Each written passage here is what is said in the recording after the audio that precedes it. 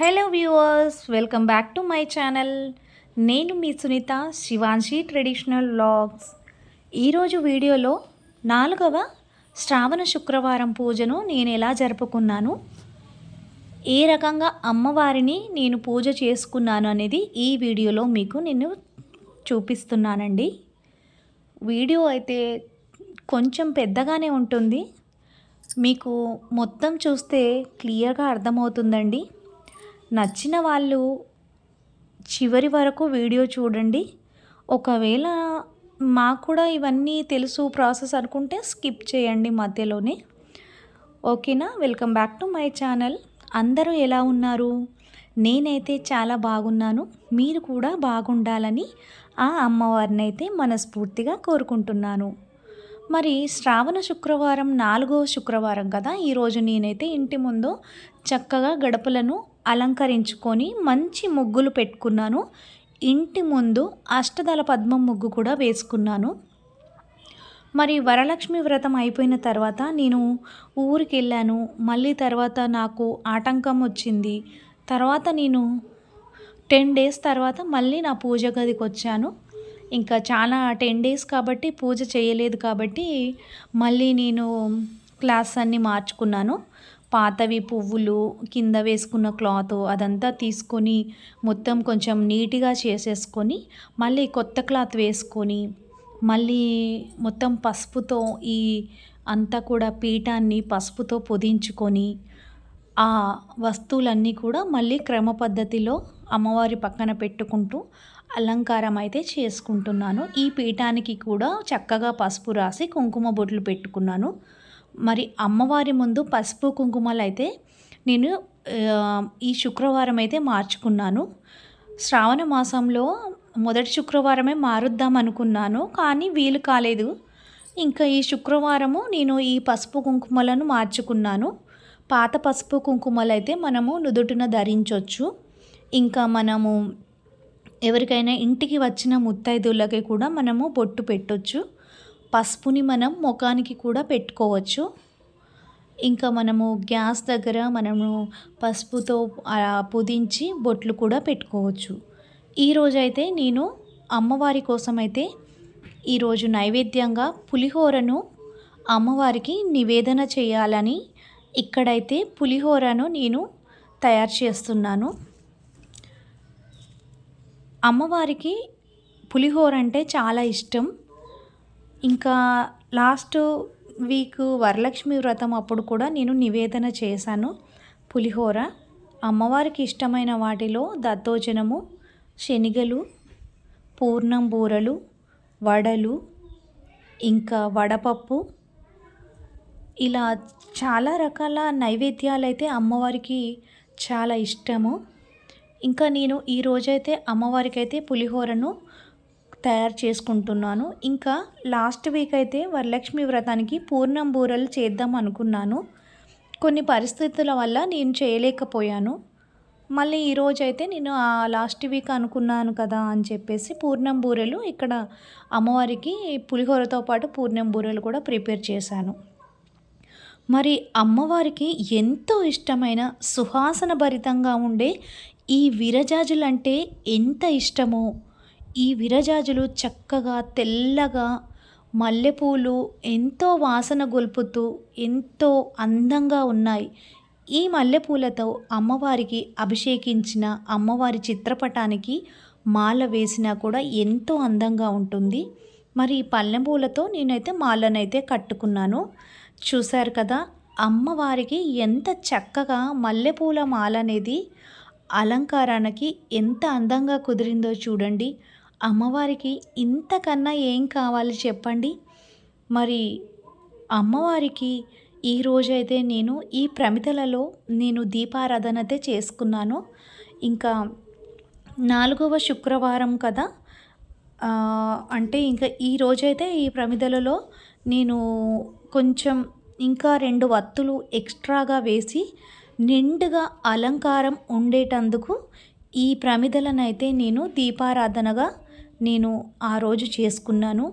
ఇంట్లో దీపము వెలుగుతూ ఉంటే ఆ కాంతులలో ఎంతో అందంగా ఆ ఇల్లే కలగా ఉంటుంది కదా.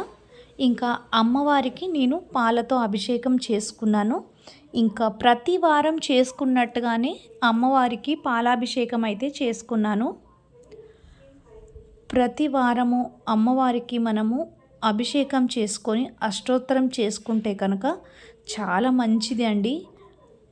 చాలామంది గురువులు కూడా పెద్దవాళ్ళు కూడా మనకి చెప్తున్నారు.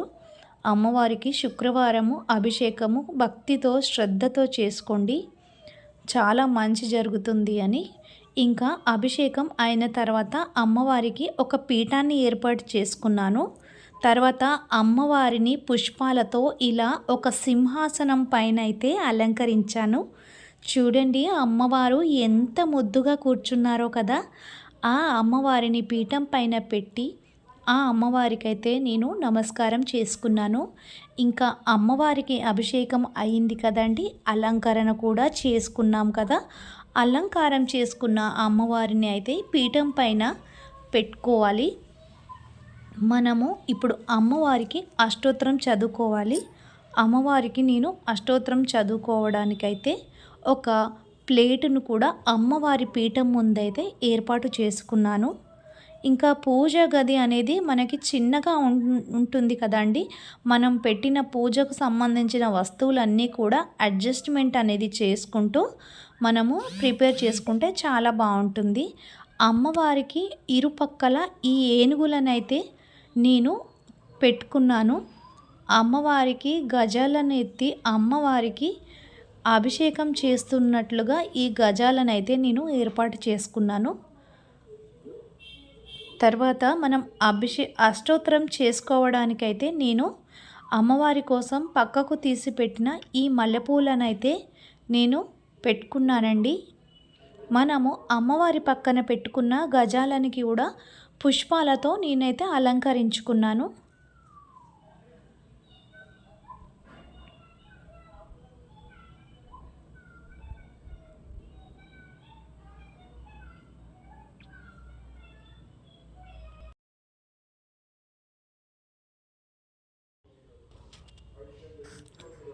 అమ్మవారి కోసమైతే నేను అష్టోత్తరం చదవటానికైతే మల్లెపూలనైతే ఇలా కొన్ని పక్కకు పెట్టుకున్నాను. ఈ తెల్లటి స్వచ్ఛమైన మల్లెపూలతో ఎంతో సువాసన భరితంగా ఉన్న ఈ పూలతో అమ్మవారికి అయితే ఇప్పుడు మనము అష్టోత్తరం చదువుకోవాలండి. నేను ముందుగా మర్చిపోయానండి. అమ్మవారి కోసమైతే నేను ఈరోజు ఇంటి ముందు ఈ ముగ్గును వేసుకున్నాను. అక్కడ ఈ వీడియోని యాడ్ చేయడం మర్చిపోయాను, అందుకే మళ్ళీ ఇప్పుడు యాడ్ చేస్తున్నాను. అమ్మవారి కోసం అయితే ఈ అష్టదళ పద్మం ముగ్గు అయితే వేసుకున్నానండి. ఏదేమైనా మనం పండుగ దినాలలో పర్వదినాలలో అయితే మనం ఇంటి ముందు ఈ అష్టదళ పద్మం ముగ్గు వేసుకుంటే ఇంటికి ఎంతో చక్కటి అందాన్ని తెచ్చిపెడుతుందండి. ఎన్ని ముగ్గులు వేసినా కూడా ఈ అష్టదళ పద్మం ముగ్గు ముందైతే అవి తక్కువే అనిపిస్తుంది నాకు. ఎందుకో ఈ అష్టదళ పద్మం ముగ్గును వేయడం కూడా ప్రతి ఒక్కరికి సులువుగా ఉంటుంది, ఇంకా తొందరగా కూడా అయిపోతుంది. ఇంటి ముందు ఒక అందాన్ని అయితే ఈ అష్టదళ పద్మం ముగ్గు అయితే తీసుకొస్తుందండి. చక్కగా కనిపిస్తుంది. ఇంటి ముందు ఎవరైనా ప్రవేశించగానే ఆ ముగ్గును చూసి ఎంతో పులకించిపోతారు. ఆ ముగ్గుతో మనకు అట్రాక్టింగ్ అనేది వాళ్ళు చూడగానే ఒక మంచి పాజిటివ్ వైబ్ అనేది వాళ్ళకి కలుగుతుంది. వాళ్ళకే కాదండి, మనం కూడా ఇంటికి బయటికి మనం అలా నడుస్తూ వెళ్తూ ఉన్నప్పుడు ఆ ముగ్గును చూసినప్పుడు మనకి ఎంతో మనసుకైతే చాలా హాయిగా ఉంటుంది కదండి. అందుకని మనం ఇంటి ముందు మంచి ముగ్గులు పెట్టుకుంటే చాలా మంచిగా ఉంటుందండి. ఇంటి ముందు ఆ ఇంట్లో చాలా కళగా అనిపిస్తుంది. అమ్మవారు కూడా ముగ్గులో కొలువై ఉంటారు కాబట్టి ఇంటి ముందు ఇలా అష్టదళ పద్మం ముగ్గులు, కమలం ముగ్గులు, మన ఫెస్టివల్స్కి రిలేటెడ్గా ఉండే ముగ్గులు ఇలాంటివి చూసి పెట్టుకుంటే చాలా బాగుంటుందండి. ఇక్కడ నేను అమ్మవారికి అయితే అష్టోత్తరాన్ని అయితే మొదలుపెట్టానండి. మనకి అష్టోత్తరంకి చదవడానికి బుక్ అయితే దొరుకుతుంది కదా, సో ఆ బుక్లో ఉన్న అష్టోత్తరాన్ని అయితే నేను చదువుకుంటున్నాను. మనకి రోజు చదువుతూ ఉంటే మాత్రం మనకి నోటెడ్ అయిపోతూ ఉంటాయండి. మనకి రాదు అనుకుంటే అది రాకుండానే ఉంటుంది. ఇంకా మనము అలా రోజు చదువుకుంటూ పోతూ ఉంటే మనకి రోజు రోజు కొంచెం అలవాటుగా అయిపోయి అవి నోటికి కూడా కంఠస్థం అనేది వచ్చేస్తుందండి. నేనైతే ప్రతి శుక్రవారము ఇంకా పండుగ రోజులలో ఈ అష్టోత్తరము అమ్మవారికి అయితే నేను చదువుకుంటున్నాను. ఈ అమ్మవారికనే కాదండి, ఇంకా వివిధ మన దేవుళ్ళకి సంబంధించినవి అంటే ఇప్పుడు శివయ్యకి కానీ, ఇంకా మనము వెంకటేశ్వర స్వామికి కానీ, ఇంకా మనము వినాయకునికి, ఇలా రకరకాల దేవుళ్ళకి, మనం అన్ని దేవుళ్ళకి కూడా అష్టోత్తరాలు ఉంటాయి. వాటిని బట్టి మనం చదువుకోవాలండి. అమ్మవారికి అయితే ఈ అష్టోత్తరం అయితే చదువుకుంటాను నేను. అలా నేను అష్టోత్తరం చదువుకుంటాను ప్రతి శుక్రవారం. నాకైతే ఇది అలవాటు అయిపోయిందండి. అష్టోత్తరం చదువుకుంది నాకు ఏదో కొంచెం వెల్తీగా అనిపిస్తుంది ఆ రోజైతే. ఆ రోజు కొంచెం సేపు పూజలో అమ్మవారితో గడిపితేనే నాకు కొంచెం మనసుకైతే చాలా హాయిగా అనిపిస్తుంది. కాబట్టి ఖచ్చితంగా నేనైతే అష్టోత్తరాన్ని అయితే అమ్మవారి కోసం చదువుకుంటానండి. ఇంకా వారం రోజులు మొత్తం కూడా నార్మల్గానే పూజ చేస్తాను. కానీ శుక్రవారము, మంగళవారము పండుగ రోజులలో మాత్రం బాగా చేసుకుంటాను పూజ అయితే.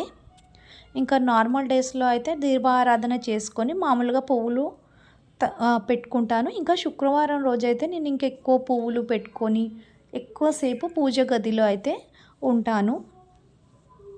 సో ఇదండి, నేను అమ్మవారికి అయితే నేను అష్టోత్తరం చదువుకున్న తర్వాత నేను అమ్మవారికి పూర్ణం బూరెలు అయితే చేశానని చెప్పాను కదా. ఆ పూర్ణం బూరెలు ఇంకా అమ్మవారికి అయితే పులిహోరనైతే సమర్పించాను. ఇంకా ఈ వీటితో పాటు అమ్మవారికి పాలను కూడా నేను సమర్పించాను. ఇవి 3 కూడా అమ్మవారికి పూజలో పెట్టుకొని నివేదన చేసుకున్నానండి.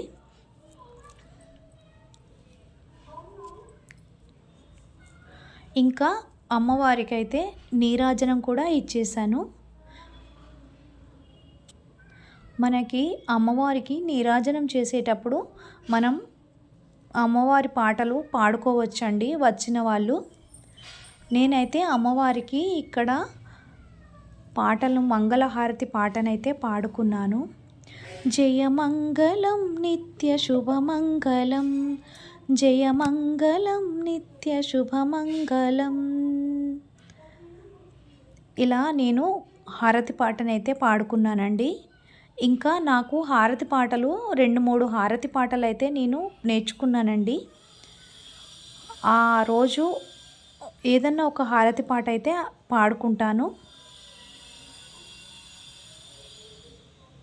సిరులిచ్చు శ్రీలక్ష్మికిదే మంగళం, వరమిచ్చు మా లక్ష్మికిదే మంగళం. సిరులిచ్చు శ్రీలక్ష్మికిదే మంగళం, వరమిచ్చు మా తల్లికిదే మంగళం. శ్రీలక్ష్మి మా లక్ష్మి ఇదే మంగళం, శ్రీలక్ష్మి మా తల్లికిదే మంగళం.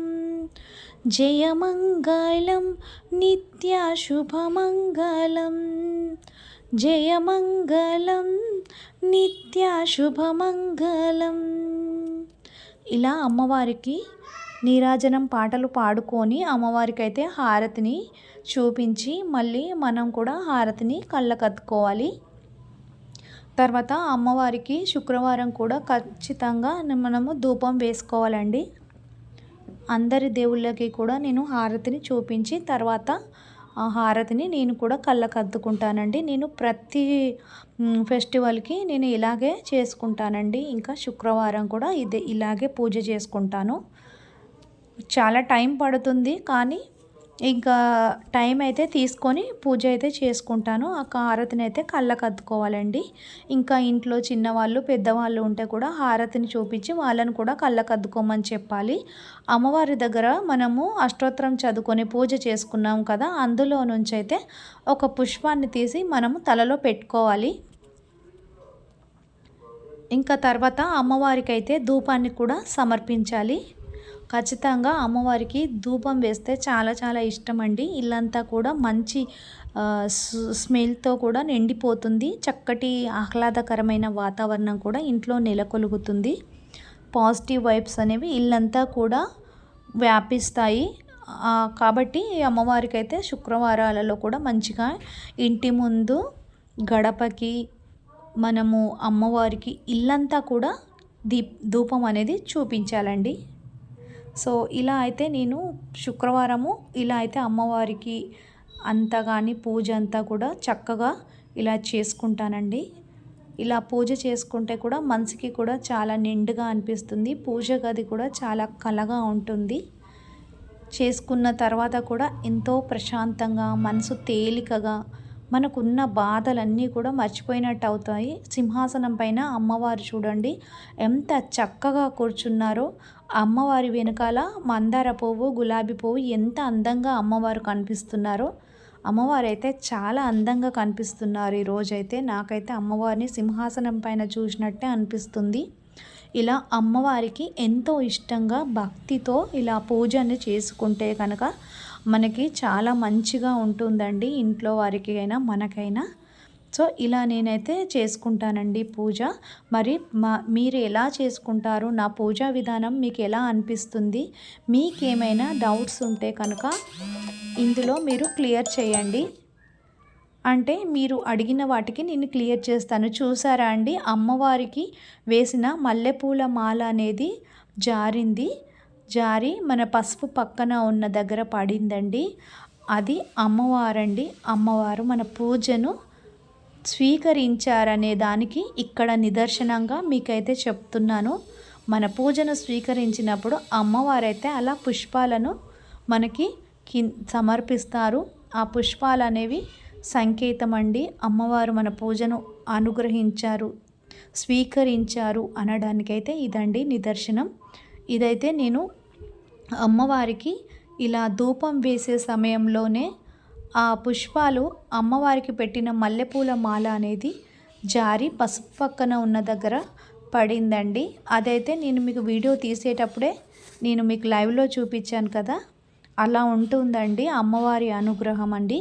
అమ్మవారికి ఎంతో చక్కగా పూజ అనేది చేశాక అమ్మవారి అనుగ్రహం పొందాక అయితే ఇంకా చెప్పలేని మాటలు రావండి. సంతోషం అనేది అలా ఉంటుంది.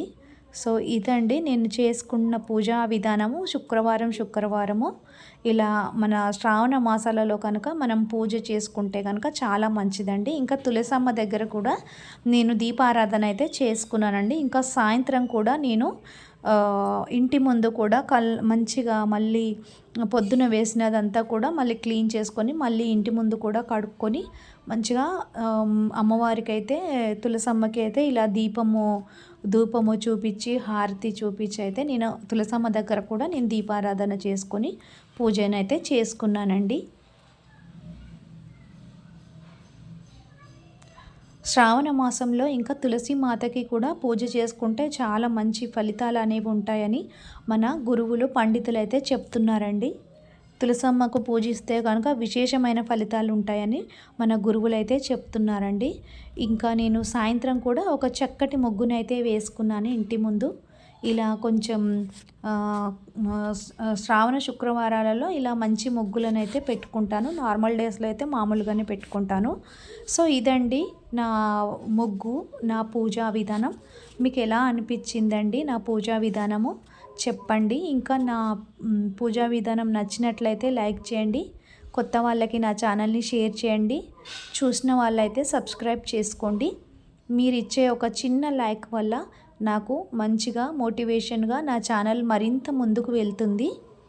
చూస్తున్నారు బట్ లైక్ అయితే ఇవ్వట్లేదు. దయచేసి మీరు ఒక్క లైక్ని ఇవ్వడం వలన నా వీడియో మరింత ముందుకు వెళ్తుందని ఆశిస్తున్నాను. మీరు కూడా చక్కగా శ్రావణ మాసంలో పూజలు చేసుకుంటారని, ఆ అమ్మవారి కరుణా కటాక్షాలు మనందరిపైన ఎల్లప్పుడూ ఉండాలని మనస్ఫూర్తిగా మీ అందరి కోసము నా తరపున నేనైతే అమ్మవారినైతే కోరుకుంటున్నానండి. సో ఇదండి ఇవాటి 4వ శుక్రవారము శ్రావణ శుక్రవారం పూజా బ్లాగ్. మరి నా వీడియో నచ్చినట్లయితే లైక్ చేయండి, షేర్ చేయండి. సబ్స్క్రైబ్ చేసుకోండి. మీ ఫ్రెండ్స్ అండ్ ఫ్యామిలీ మెంబర్స్కి వీడియోనైతే షేర్ చేయండి. నా వీడియోను చూసినందుకైతే థ్యాంక్స్ ఫర్ వాచింగ్ అండి. ఇంకా మీకు ఏమైనా సందేహాలు కనుక డౌట్స్ ఉంటే కనుక కామెంట్స్లో తెలియచేయండి. నేను ఏదైనా పూజలో పొరపాటు చేసినా కూడా నాకు కామెంట్ రూపంలో తెలియచేయండి. మీకు ఏమైనా డౌట్స్ ఉన్నా కూడా అడగండి, నేను కామెంట్స్ రూపంలో రిప్లై అయితే ఇస్తాను. ఓకేనా అండి? ఓకే, వీడియో చూసినందుకు చాలా చాలా ధన్యవాదాలండి. అండ్ అందరికీ కూడా పేరు పేరున నా సబ్స్క్రైబర్లకి నేను మనస్ఫూర్తిగా అయితే థ్యాంక్స్ చెప్పుకుంటాను. ఇంకా కూడా నా వీడియోని ఇలాగే ముందుకు తీసుకెళ్ళాలి. ఇంకా మంచి మంచి వీడియోలు మీకోసం మరిన్ని కూడా నేను మీ ముందుకు తీసుకొస్తానండి. తప్పకుండా ఛానల్ని అయితే చూస్తూ ఉండండి.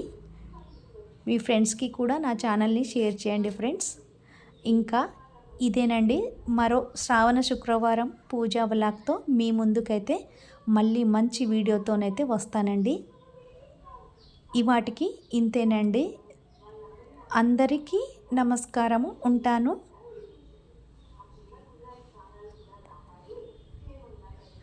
ఓం శ్రీ మాత్రే నమః. ఓం శ్రీ మాత్రే నమః.